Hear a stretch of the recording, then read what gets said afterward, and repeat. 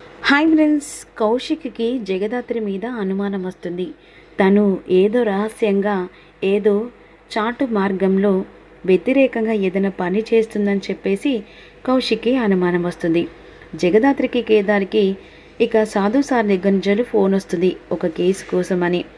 ఇక నిరుపేద వాళ్ళు వాళ్ళ ఇంట్లోనే చనిపోతున్నారన్నట్టుగా కేసు కోసం అని చెప్పేసి ఫోన్లో మాట్లాడుతూ ఉంటారు. ఒకే ఇంట్లో ముగ్గురు ఆడవాళ్ళు సీరియల్గా చనిపోతున్నారని సాధు సార్ చెప్తూ ఉంటారు. అసలు ఇది అనుమానాస్పదంగా జరుగుతుంది, అసలు దీని వెనకాలండి ఇదంతా నడిపించేది ఎవరో తెలియట్లేదు అనే విధంగా సాధు జగదాత్రికి కేదార్కి చెప్తూ ఉంటాడు. ఈలోపు కౌశికి జగదాత్రికి గుడ్ మార్నింగ్ చెప్పినా కంగారుగా ఫోన్ పట్టుకొని బయటకు వచ్చి మాట్లాడుతుంది. అదేంటి జగదాత్రి గుడ్ మార్నింగ్ చెప్పినా కంగారు పడుకుంటూ ఎక్కడికి వెళ్ళింది అని చెప్పేసి అటు ఇటు చూస్తూ ఉంటుంది. ఇక గార్డెన్ దగ్గరికి వచ్చి సాధు సార్తో దాత్రి ఫోన్లో మాట్లాడుతూ ఉంటుంది. అక్కడేంటి చాటుగా ఫోన్ మాట్లాడుతున్నారు, అసలు ఎవరితో మాట్లాడుతున్నారేంటి అని ఈ విధంగా వెంటనే వాళ్ళు మాట్లాడే దగ్గరికి కౌశికి వచ్చి నిలబడుతుంది. ఈలోపు జగదాత్రి సాధు సార్తో మాట్లాడుతుండగా ఇక వాళ్ళ పక్కనే నిలబడి జగదాత్రి గమనించుకోకుండా సాధు సార్తో మాట్లాడుతుంది. ఈ కేసును సాల్వ్ చేయాలన్నా, ఈ వెనకాల కుట్ర ఎవరిదో తెలుసుకోవాలనుకున్నా మొదటి నుంచి ఈ కేసు మీ చేతుల్లో ఉంటేనే ఆ ముగ్గురు ఆడవాళ్ళు ఒక ఇంట్లో చనిపోవడం కారణం కూడా ఈజీగా మీకు తెలుస్తుంది.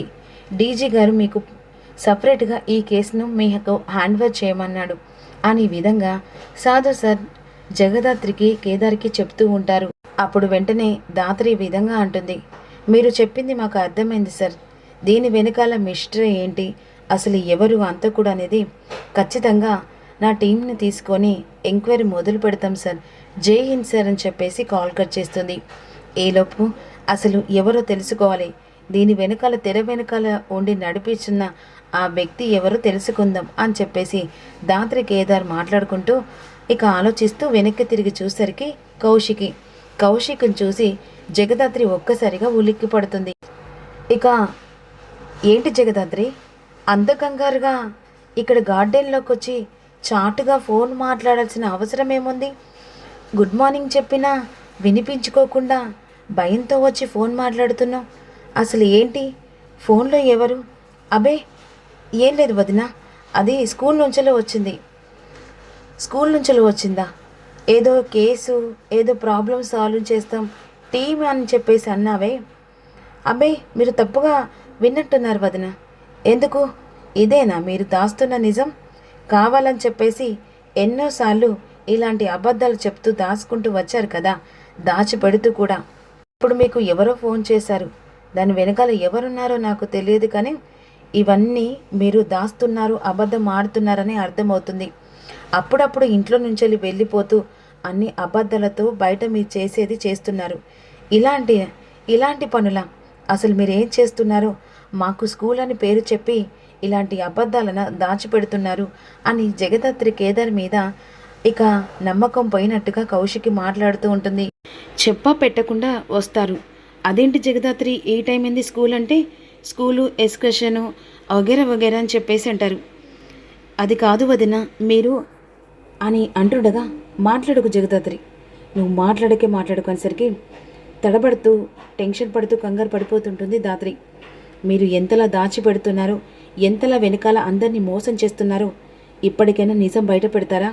ఓహో, దీన్ని బట్టి నాకేం అర్థమైందంటే ఖచ్చితంగా మీరు ఏదో మూటాతోనే చేతులు కలిపి ఇదంతా నాటకం ఆడుతున్నారు కదా వదిన. మీరు తప్పుగా అర్థం చేసుకుంటున్నారు. నేను ఏ మూటా కూడా చేతులు కలిపి చేయట్లేదు. మరి ఏం చేస్తున్నారు? ఇందాక మీరు ఇక ఏదో కేసు కోసం అని మాట్లాడుతున్నారు కదా, మరి ఏంటా కేసు? నిజం చెప్తావా లేదా? ఇప్పుడు వదినకు నిజం చెప్పకపోతే మా మీద అపార్థం చేసుకుంటుంది. ఒకవేళ నిజం చెప్తే మేము లోకానికి తెలియని జగదాత్రి కేదార్ మాత్రమే, కానీ కేడి వెనకాలన్న రూపం వదినకు తెలిసిపోతుంది అని ఆలోచిస్తూ ఉంటుంది. ఏంటి జగదాత్రి, ఇక నాకేం చెప్పాలని ఆలోచిస్తున్నావా? అక్క, నువ్వు పొరపాటుగా ఆలోచిస్తున్నావు అక్క. అసలు తప్పు జగదాత్రి కాదక్క. స్కూల్లో ఒక అమ్మాయిని ఇక బలాత్కారంగా చేశారట, చంపేశారట. ఆ కేసు కోసం అని చెప్పేసి ఇక ఎంక్వైరీ చేస్తున్నారని చెప్పేసి అన్న తర్వాత ఇక మేమందరం వస్తామని చెప్పేసి జగదాత్రి ఇలా చెప్పింది, కానీ నువ్వు అపార్థం చేసుకున్నావక్క అని అంటుండగా, ఏంటి కేదర్ ఎన్నిసార్లు అబద్ధం చెప్తారు? మీరు ప్రతిసారి మీ మీద నేను ఎప్పుడూ అనుమానం పడుతున్నా మీరు ఆ మాటను కవర్ చేసుకుంటూనే వచ్చారు.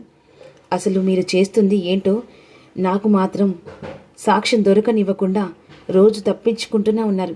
ఎప్పటికి తప్పించుకుంటారో నేను చూస్తాను. ఏ రోజైనా ఎదురు పడ్డప్పుడు అప్పుడు నాకు సమాధానం చెప్పడానికి మాత్రం మీరు సిద్ధంగా ఉండాలి అని కౌశికి చెప్పి వెళ్ళిపోతుంది. వదినకు అనుమానం బలంగా నాటుకపోయింది. ఇప్పుడు వదినకు మనం ఏం చెప్పినా కూడా అర్థం చేసుకోదు. ఒకవేళ సిచ్యువేషన్లో మనమే పోలీసులమని తెలిసినా కూడా అప్పుడు సమాధానం చెప్పడానికి కూడా ఏమీ ఉండదు.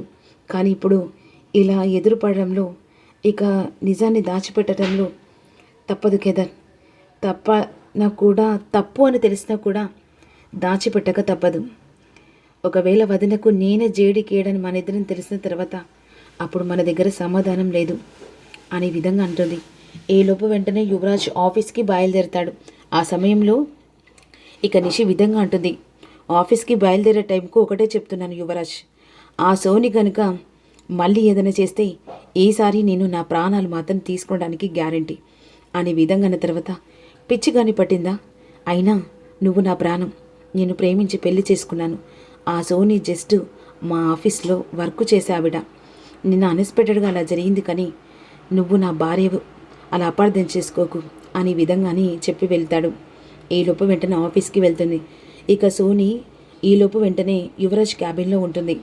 ఆ టైంకి లోపలికి వచ్చేసరికి గుడ్ మార్నింగ్ సార్ అని చెప్పేసి ఫైల్ తీసుకొని వెళ్తూ, ఖచ్చితంగా సార్ నాకు సారీ చెప్తాడు, నన్ను బ్రతిమిలాడతాడు, నాకు తెలుసు కదా అని చెప్పేసి అంటుంది.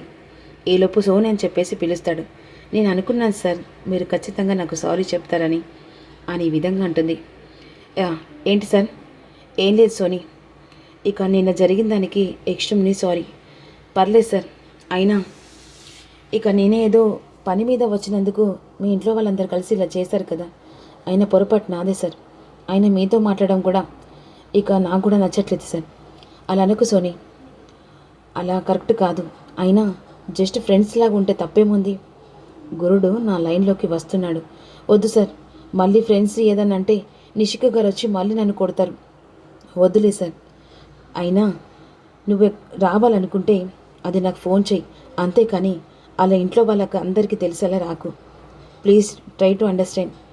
ఇప్పుడు నన్ను అర్థం చేసుకున్నారు కదా సార్, చాలా సంతోషం అనిపిస్తుంది సార్ అని చెప్పేసి వెంటనే యువరాజ్ని హగ్ చేసుకుంటుంది. ఎందుకో సార్, మీరంటే నాకు చాలా ఇష్టం, కానీ చెప్పలేని భయం.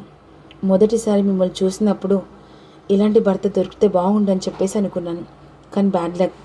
ఇక నిషి మేడం చాలా అదృష్టవంతురాలు సార్. సరే సార్, నా మనసులో మాట అన్ఎక్స్పెక్టెడ్గా వచ్చింది సార్, ఎక్స్ట్రీమ్లీ సారీ అని చెప్పేసి వెళ్ళిపోతుంది. అప్పుడు ఇక నా వైపు తిప్పుకుంటానని చెప్పేసి మనసులో అనుకుంటుంది. ఈలోపు వెంటనే ఇక దివ్యాంక ఫోన్ చేస్తుంది. ఏమైంది సోని? మేడం, యువరాజ్ నా డ్రాప్లోకి వస్తున్నాడు. ఇంకేముంది, ఇక కథ మొదలుపెట్టు. ఎందుకంటే యువరాజ్ని ఇక నువ్వు తీసుకెళ్ళిన కాడ తీసుకెళ్ళి ఆ తర్వాత నేను చెప్పినట్టు నువ్వు చేస్తూ ఉంటే కౌశికి పరువు ఈసారి ఇలా దెబ్బ కొట్టాలి. అప్పుడు పరువుతో పాటుగా చావు కూడా ఆ కౌశికి ఎదురు పడాలి. టైం దొరికినప్పుడల్లా నువ్వు ఇలా చేస్తూ ఉండు, నేను నిషిని రెచ్చగొడుతూ ఉంటాను. అప్పుడు గొడవ జరుగుతూ ఉండాలి, కౌశికి పరువు రోడ్డు మీద పడాలి. ఇదే మన టార్గెట్ అని చెప్పేసి అంటుంది. ఓకే మేడం, ఇక యువరాజ్ని నా వైపు తిప్పుకునే ప్రయత్నం సగమైంది, ఆయనతో పూర్తిగా చేస్తాను మేడం అని సోని విధంగా దివ్యాంకతో మాట్లాడుతుంది. ఇక కౌశికి కౌంట్ డౌన్ స్టార్ట్ అయిపోయింది నీకు అని చెప్పేసి అనుకుంటూ ఉంటుంది. మరి ఏం జరుగుతుంది అనేది అప్కమింగ్లో తెలుసుకుంది.